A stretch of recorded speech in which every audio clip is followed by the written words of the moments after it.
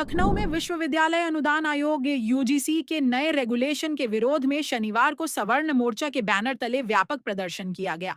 परिवर्तन चौराहे से गांधी प्रतिमा हजरतगंज तक पैदल मार्च की घोषणा के बाद हजारों की संख्या में लोग जुटे और शिक्षा नीति में बदलाव की मांग को लेकर नारेबाजी की। दोपहर करीब 12 बजे शुरू हुए इस प्रदर्शन में विभिन्न सामाजिक संगठनों, छात्र समूहों और स्वर्ण समाज के प्रतिनिधियों ने भाग लिया। प्रदर्शनकारियों का आरोप है कि यूजीसी के नए नियम शिक्षा व्यवस्था और सामाजिक संतुलन पर नकारात्मक प्रभाव डाल सकते हैं। उन्होंने सरकार से सभी वर्गों के साथ संवाद कर समान अवसर और न्यायपूर्ण शिक्षा नीति सुनिश्चित करने की मांग की। प्रशासन ने पहले से ही व्यापक सुरक्षा इंतजाम किए थे।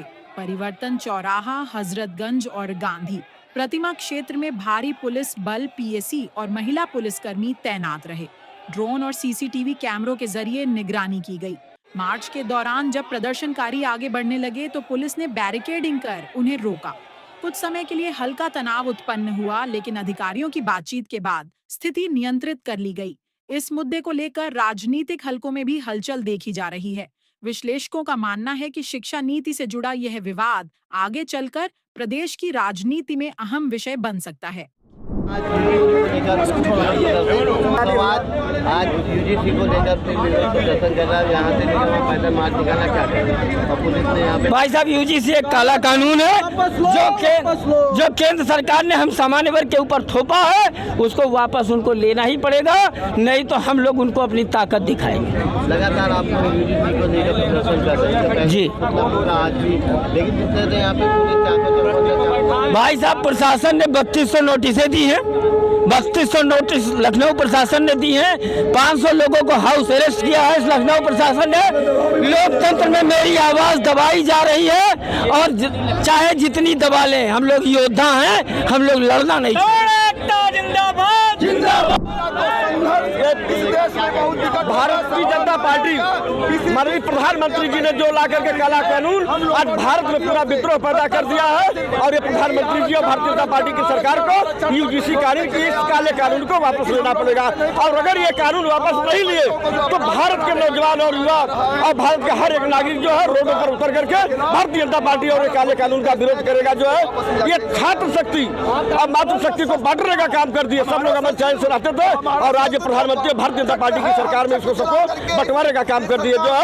और ये सबल मोर्चा, सबल समाज आज परिवर्तन चौक से लेकर के गांधी प्रतिमा तक जाएगा, और काला कानून वापस नहीं हुआ तो ये दिल्ली तक मार्च करेगा जो है सबल समाज। प्रशासन से सबल समाज डरने वाला नहीं है। जब जब मोदी डरता है तो पुलिस को आगे करता है।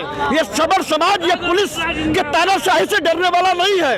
ये पुलिस भी हमारे भाई है। क्या पुलिस और सबल समाज के लोग नहीं है? ये लोग हम लोगों का सपोर्ट करेंगे जो है। और जब हम लोग कोई बदतमीजी करेंगे तब ये लोग लाठीचार्ज करने की बात करेंगे, और इनके लाठियों से ये सबल समाज डरने वाला नहीं है। मैं अपने हक की लड़ाई लड़ने के लिए सबल मोर्चा की तरफ से आया हूँ, और यहाँ से लेकर के दिल्ली तक हम लोग जाएंगे जो है। और ये काला कानून प्रधानमंत्री और भारतीय जनता पार्टी की सरकार को वापस लेना है, और अगर नहीं लेते हैं 2027 और 2029 में इनका पतन हो जाएगा भारतीय जनता पार्टी का। जो हालांकि प्रदर्शन शांतिपूर्ण तरीके से संपन्न हुआ, लेकिन यह स्पष्ट संकेत दे गया कि शिक्षा नीति से जुड़े मुद्दों पर समाज के विभिन्न वर्ग गंभीर और सक्रिय हैं। प्रशासन की सतर्कता और संवाद के जरिए स्थिति नियंत्रित रही, परंतु यूजीसी के नए नियमों को लेकर शुरू हुई यह बहस आने वाले दिनों में और व्यापक रूप ले सकती है। अब सबकी नजर सरकार की प्रतिक्रिया और संभावित संवाद प्रक्रिया पर टिकी हुई है। ऐसी ही ताजा और विश्वसनीय खबरों के लिए देखते रहिए ब्यूरो मंच न्यूज। नमस्कार।